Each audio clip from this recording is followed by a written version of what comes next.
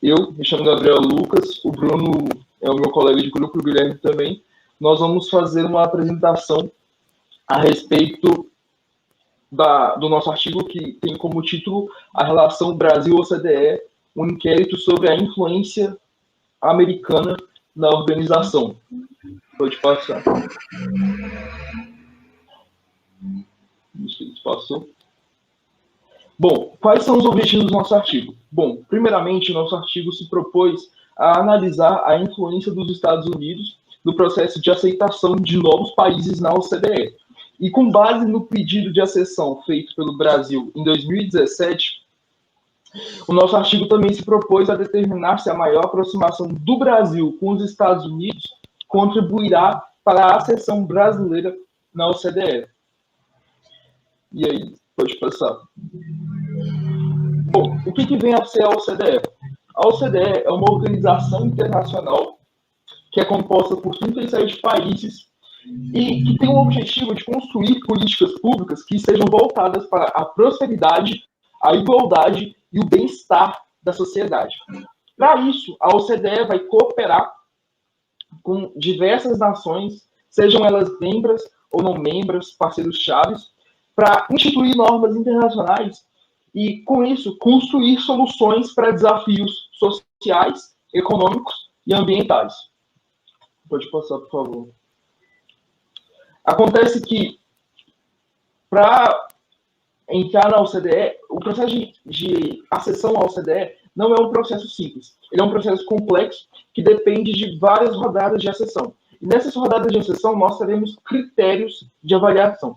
Que critérios vão ser esses? O estado de prontidão, que é um critério que vai abordar alguns aspectos, como governança e economia do país candidato, o engajamento do país candidato para com o processo de acessão à OCDE e o impacto da economia do país candidato na economia global. O próximo critério diz respeito ao comprometimento do país candidato com os valores da OCDE. E que valores são esses? São vários, mas um que eu posso citar para vocês é a defesa da democracia e a defesa da economia transparente e livre. O próximo critério diz respeito ao quadro institucional do país candidato. E aí, quando a gente fala em quadro institucional, a gente se refere ao sistema legal do país, ao quadro jurídico também, e o outro critério diz respeito aos fatores econômicos chaves. E sobre esses fatores, a gente abrange, né? Esse critério abrange aspectos como área do país, PIB, gastos do governo, dentre outros. E o próximo critério e último é o histórico de relações do país candidato com a OCDE. Porque se um país candidato quer entrar na OCDE, primeiro ele tem que ter tido relações prévias com a organização. E este último critério vai abrir precedente para a gente comentar a respeito do histórico das relações entre o Brasil e a OCDE, que está no próximo slide. Pode passar.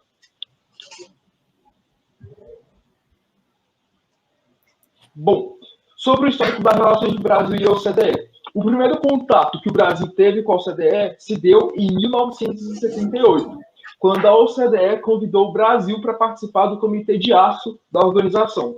Acontece que, naquela época, o Brasil não achou que seria interessante ingressar nesse comitê e acabou não ingressando.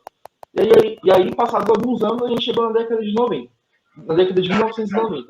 E foi a partir dessa década que as relações entre o Brasil e a OCDE começaram a se desenvolver. E quais foram as razões atribuídas a esse desenvolvimento? Uma razão que eu posso citar para vocês é a abertura da OCDE a países que não faziam parte da organização. Uma outra razão pode ser a aproximação do Brasil com economias avançadas. Porque eu não sei se vocês se lembram, mas quando a gente trata de história econômica, foi a partir da década de 1990 que a economia brasileira começou a se reabrir para as outras economias. E aí, na década de 90, o Brasil ingressou sob a condição de observador em diversos comitês da organização. Um exemplo disso foi quando o Brasil entrou no Comitê do Comércio, em 1997, e no Comitê de Concorrência, em 1998. E não foram só esses dois comitês, foram vários outros. Aí, no próximo slide, a gente vai falar sobre o século XXI. Então, passados alguns anos, da década de 90, a gente chega no século XXI. E no século XXI, nós tivemos a continuidade desse desenvolvimento das relações entre o Brasil e a OCDE. E eu coloquei nesse primeiro tópico aqui. Ampliação da participação brasileira em variadas instâncias da organização nas categorias de participante e membro associado. De forma tal que, em 2006, o Brasil já registrava participação em 30 instâncias da organização. Passados 12 anos, de 2006 para 2018, em 2018 o Brasil já registrava participação em 47 instâncias. Ou seja, nesse período de tempo de 12 anos, o Brasil entrou em mais 17 instâncias da OCDE. E o que isso reflete? Esse contínuo desenvolvimento das relações entre o país e a organização. E aí, em 2017, o Brasil oficializou um pedido de acessão à OCDE por meio de uma carta que foi enviada à organização. Pode passar para o próximo slide, por favor. E aí, na época, previa-se que a análise do pedido de acessão do Brasil seria analisada rapidamente. Contudo, você teve alguns entraves a esse pedido de análise da acessão do Brasil. Porque, na época, os Estados Unidos já havia apoiado, inicialmente, a entrada da Argentina na organização. E pelo fato dos Estados Unidos ser um país muito relevante na OCDE, eles têm poder de voz, eles têm uma voz maior que outros países, de forma tal que eles não defendem a ideia de que deve-se haver uma entrada simultânea de vários países na OCDE. Eles acham que devem entrar países de forma gradual. E aí, o que acontece? Quando o Bolsonaro foi eleito presidente do Brasil, nós tivemos, né, um desenvolvimento do alinhamento político e ideológico do Brasil com os Estados Unidos. E isso fez com que o Brasil começasse a fazer muitas concessões aos Estados Unidos, com o objetivo de ganhar o apoio norte-americano nesse pedido de acessão à OCDE. E aí, que concessões foram essas? A abdicação da posição estratégica no OMC, de país desenvolvido, isenção de visto para a entrada de norte-americano no Brasil, entre várias outras concessões. Acontece que hoje em dia a gente tem uma incerteza sobre essa continuidade do apoio norte-americano para o pedido de acessão brasileiro. Porque com a crise do coronavírus, nós tivemos incertezas sobre o resultado da corrida presidencial norte-americana. E a chapa democrata, que é liderada pelo Biden e tem como vice a Kamala Harris, essa chapa democrata já expressou críticas ao governo brasileiro, especialmente para o Bolsonaro.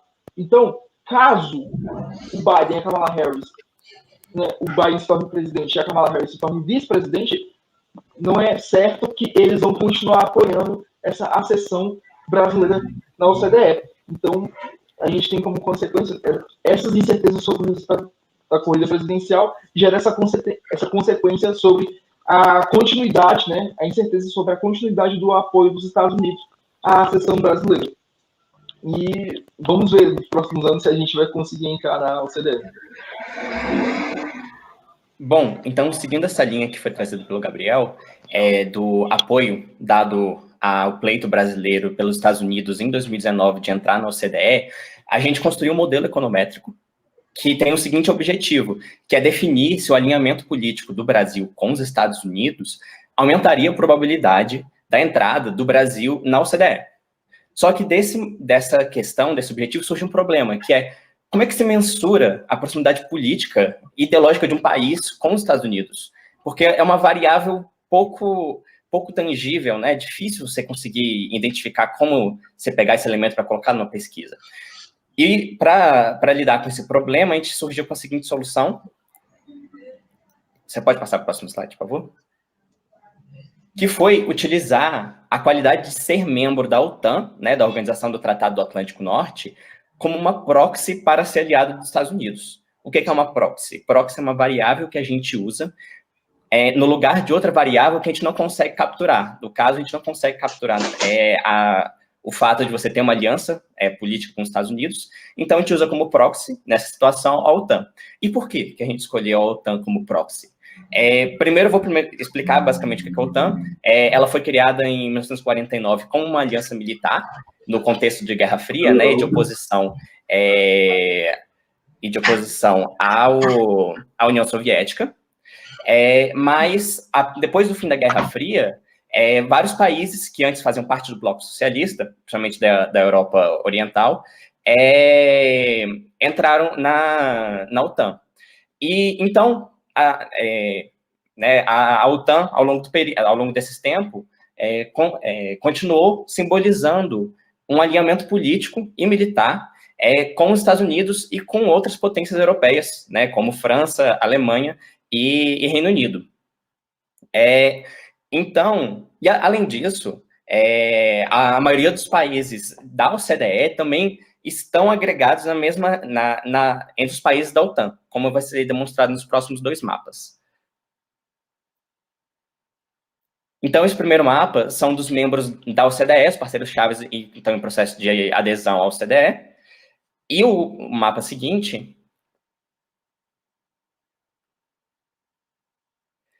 é o dos membros da OTAN e dos aliados importantes extra-OTAN.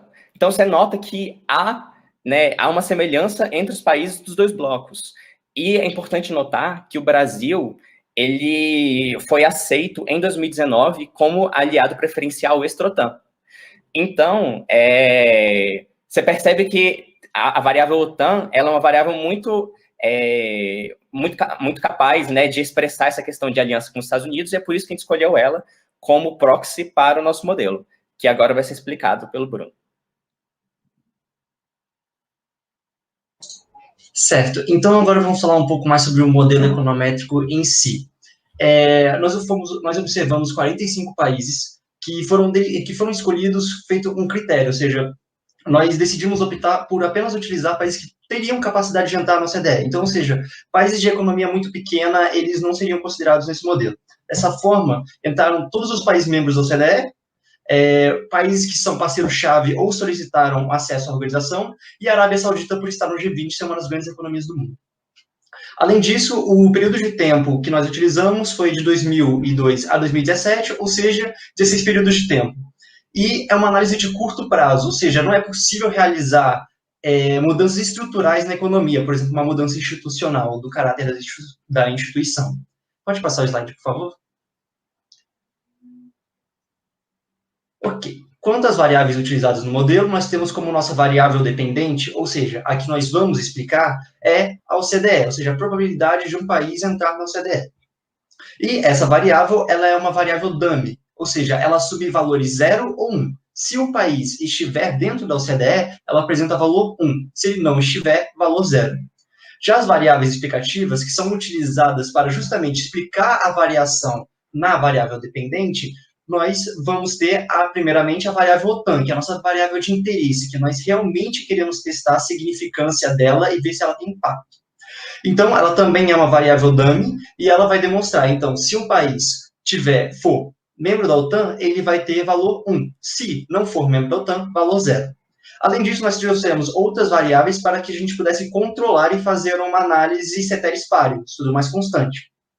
Então, nós temos FDI, que vai tratar sobre investimento estrangeiro direto, ou seja, a entrada de capital estrangeiro no país. Nós temos a variável de imports, que vai tratar sobre as exportações, ou seja, essas duas variáveis combinadas vão tratar sobre a abertura da economia do país. Nós temos life expectancy, que vai tratar sobre a expectativa de vida no país, e inflation, e educação também, que vai ser um indicador de educação presente no IDH. Essas duas vão ser para mensurar a qualidade de vida nesse país. Só que um dos problemas que aconteceu foi que a expectativa de vida ela apresenta alta correlação com o PIB per capita. Justamente, pessoas com maior renda geralmente têm acesso à saúde melhor e, por causa disso, conseguem ter uma expectativa de vida ainda maior. Então, a correlação entre as duas variáveis foi de 0,6, praticamente. Então, para evitar problemas de multicolinearidade, optou-se por omitir a variável de PIB per capita. Já a variável inflation indica a inflação no país e ela vai tratar justamente sobre uma estabilidade financeira desse. Pode passar. Ok. Então, o primeiro modelo foi o modelo de probabilidade linear, ou seja, nós fizemos uma regressão MQO tradicional entre a OCDE e as variáveis explicativas. Dessa forma, nós tivemos um coeficiente de 0,239 na variável OTAN, ou seja, 24% da variação da OCDE pode ser explicada por OTAN. Ou seja, se o país está na OTAN, ele apresenta 24% a mais de chance de entrar na OCDE. E o p-valor, ou seja, o p-valor que está na outra coluna, ele vai indicar a significância dessa variável. Quanto menor o p-valor, maior a significância. Ou seja, mesmo se a gente utilizar um intervalo de confiança de 99%, a nossa variável OTAN, ela continua sendo significativa. Além disso, nós trouxemos o R2, que indica quanto essas variáveis independentes explicam a variação de OCDE, e o teste F, que indica como a significância total dessas variáveis. Ou seja, nós tivemos dois valores bons, um R2 de 51% e um teste F de 105%, então a gente pode confirmar sobre essa influência. Só que o modelo de probabilidade linear, ele apresenta um problema, que ele não considera algumas variações, algumas observações que são não observáveis. Por exemplo, a qualidade institucional do país. Nós não sabemos o caráter institucional dessa, e a própria OCDE, ela considera isso no quadro institucional como se fosse algo importante para você entrar. Então, nós optamos por fazer um outro modelo, um modelo também de efeitos fixos. Pode passar o slide para mim, por favor? O modelo de efeitos fixos, ele consiste da seguinte forma. Nós pegamos todas as variáveis, pegamos a média de cada uma e subtraímos o valor menos a média. Então, a gente está centralizando os valores na média. O que isso acontece? A gente consegue, a partir disso, gerar, variáveis que são constantes no tempo, como, por exemplo, as instituições que são variáveis que não alteram no curto prazo, a gente acaba conseguindo, como elas são constantes, então os valores delas são iguais à média. Então, elas são zeradas, então não tem efeito. Então, quando a gente faz esse modelo de efeitos fixos, nós temos que a variação da OTAN, ela acaba reduzindo um pouco, mas mantém significativa, dado o p-valor igual a zero, e um coeficiente positivo, de 19% agora. Então, esse é o modelo de efeitos fixos. Bem, para aqueles que ficaram dúvidas por que utilizamos o modelo de efeitos fixos e não o modelo de efeitos aleatórios, nós realizamos o teste de Hausmann e o valor deu 0,06, ou seja, no intervalo de confiança de 90%, nós recusamos a hipótese nula e utilizamos o modelo de efeitos fixos. Pode passar o slide para mim, por favor? Para dar maior consistência ao modelo, nós utilizamos também dois tipos de regressão. Como nós estamos trabalhando com a variáveis dummy na variável dependente, nós podemos utilizar o modelo probit e o modelo logit, que ao invés de utilizar uma probabilidade linear, uma densidade de probabilidade linear, nós utilizamos a densidade normal, no caso do probit, e uma densidade logarítmica, no caso do logit. E o problema dessa variável é que os valores dos coeficientes não são lineares, ou seja, o valor deles não significa nada em si. Apenas o sinal e a significância das variáveis. Então, o p-valor ele se mantém zero no modelo com distribuição normal e o valor continua positivo. Para calcular o valor em si, nós podemos fazer o efeito marginal e nós temos que o efeito marginal deu 0,467. Pode passar para mim, por favor? Já no modelo logit, é a mesma situação, só que em vez de utilizarmos a densidade de probabilidade normal, nós utilizamos a logarítmica. E, então, o p-valor, de novo, ele deu significante, o coeficiente deu positivo, e o efeito marginal da OTAN deu 0,45. Ok. Então, pode passar. Eita, já tivemos o problema. Só voltar.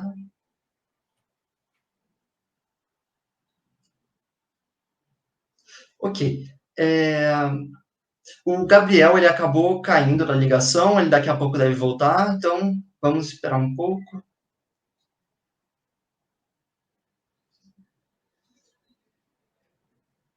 Os problemas na transmissão ao vivo.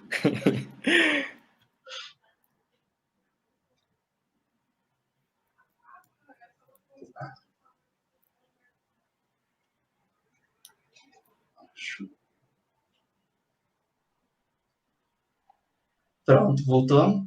Voltei. Perfeito, Gabriel. Então, vamos partir para a análise dos coeficientes. Como mostrado em todos os modelos, a variável OTAN foi estatisticamente significante e com valor positivo. Ou seja, indica que o alinhamento com os Estados Unidos são um fator importante no acesso ao CDE. Um fator que a gente pode mostrar isso é que quando a OCDE foi criada, todos os países da OTAN entraram nesse. Além disso, se você for pegar a Turquia, que é um país, vamos considerar, não seja um dos países mais desenvolvidos do mundo, existem problemas institucionais nesse país, ele entrou na OCDE bem antes de, por exemplo, Alemanha, Suécia, Holanda, países que são considerados mais desenvolvidos.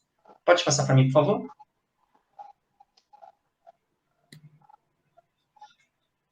Ok. Então, FDI e imports, eles não tiveram não foram estatisticamente significantes no modelo de efeitos fixos. Ou seja, isso indica que o grau de abertura da economia não é algo que você consegue mudar no curto prazo. É necessário fazer seria necessário um pouco mais de tempo. Já inflation também não apresentou um valor significativo nesse modelo, porque estabilidade financeira pode também ser algo de mais longo prazo, ou seja, esses países apresentam estabilidade financeira, mesmo com a crise de 2008, não tivemos uma aceleração tão forte da inflação. Acho que o Gabriel caiu de novo, mas vamos continuar para dar tempo para todo mundo para as outras apresentações. Voltou. Pode passar para mim, por favor?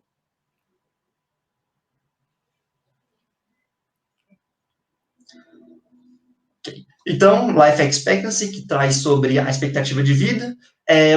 De novo, como eu falei, ela apresenta uma grande correlação com o PIB per capita, de 0,64, ou seja, essa variável foi estatisticamente significante justamente pela essa correlação entre as duas, e o seu coeficiente vai retratar tanto o efeito de expectativa de vida, ou seja, o efeito da saúde, quanto o efeito da renda. Beleza? Pode passar para o próximo. A variável education, ela teve um valor surpreendente. No modelo de efeitos fixos, o coeficiente ele apresentou um valor negativo, enquanto no modelo de probabilidade linear, um valor positivo. Qual é a justificativa para isso? O resultado negativo, ele se deve ao baixo crescimento dos países presentes, baixo crescimento de educação dos países presentes na OCDE, uma vez que eles já apresentavam níveis elevados de educação. Tem como passar para mim, por favor, o slide? Então, nesse gráfico fica bem mais claro. Nós temos duas linhas, que é uma linha de tendência do Brasil e uma linha de tendência... Opa, caiu. Então tá, vamos explicar aqui. Esse é um gráfico. O que acontece? Quando a gente utiliza o modelo de efeitos fixos, a gente está literalmente centralizando com a média. Ou seja, o que vai acontecer? Os valores beleza, voltou o slide. Nós temos a tendência da Austrália e a tendência do Brasil. Como vocês podem observar, a tendência do Brasil, ela parte de um nível mais baixo, mas ela tem um crescimento maior. Isso pode ser observado no coeficiente angular da reta, que é um coeficiente quase 3 vezes o do coeficiente da Austrália. Isso porque, como a Austrália já está num nível muito maior de educação, o coeficiente tende a ficar positivo, a ficar menor, e ele fica nessa variação. Então, tem uma tendência menor do que a do Brasil. Então, como o modelo de efeitos fixos ele centraliza na média, nós temos que os países que estão fora da OCDE cresceram mais em nível educacional do que os países que já estão dentro. Então, por isso, ele apresentou um valor negativo no caso de efeitos fixos. Já no caso de um modelo de probabilidade linear, que leva isso como um todo, nós temos que, como a Austrália tem um valor maior, então, significa que ele vai ter um valor positivo, já que para você entrar no OCDE, você tem que ter um nível educacional maior. Pode passar o slide.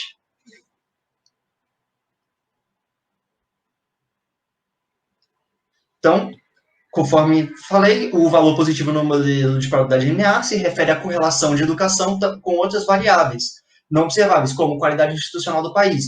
O próprio Acemoglu e o Robinson, no livro Porque as Nações Fracassam, colocam que um dos maiores, que as instituições inclusivas, elas ajudam muito em 2 motores da sociedade, que são a tecnologia e a educação. Então, também tem toda essa análise institucional, que a gente acabou, por um modelo de efeitos fixos, a gente conseguiu tirar ela do modelo, mas no modelo de probabilidade linear, ela ainda continua aparecendo. Então, essa foi a questão do modelo econométrico.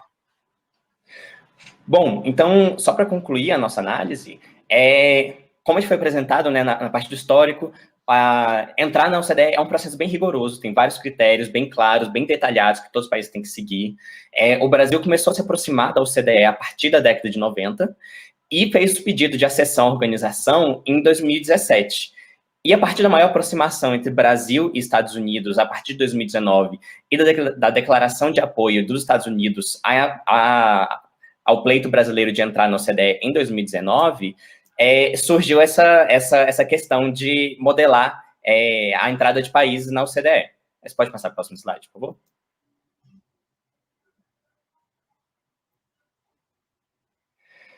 Daí a gente construiu um modelo econométrico, né, que o objetivo era verificar se a maior aproximação do Brasil com os Estados Unidos aumentaria as chances do país em ser aceito na OCDE.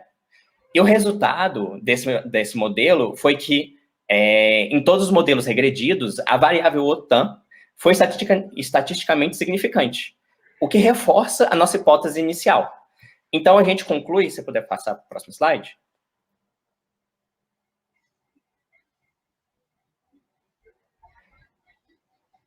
A gente conclui que a declaração de apoio feita pelos Estados Unidos ao pleito brasileiro foi um movimento diplomático muito importante. Por quê? Porque a partir dessa declaração de apoio, o Brasil passou a ter reais chances de ser aceito como membro pleno da OCDE. E, além disso, um ponto importante que tem que deixar claro é que não existem modelos econométricos com esse tipo de abordagem. A gente tem que construir o nosso modelo a partir de dados brutos, criar uma análise nova, porque esse tipo de análise não é feita de forma usual. E é isso. Você pode passar para o próximo slide. A gente agora deixa nossos contatos e fica aberto a dúvidas, perguntas caso tenha. Bom dia a todos. Queria agradecer a apresentação de vocês, foi excelente. A gente tem uma pergunta do Amilcar, é meu aluno em Economia Política. É um prazer ter você aqui com a gente também. Bom, a pergunta é: como vocês mediram o nível de educação? É relacionado à quantidade de anos da escola ou qualidade?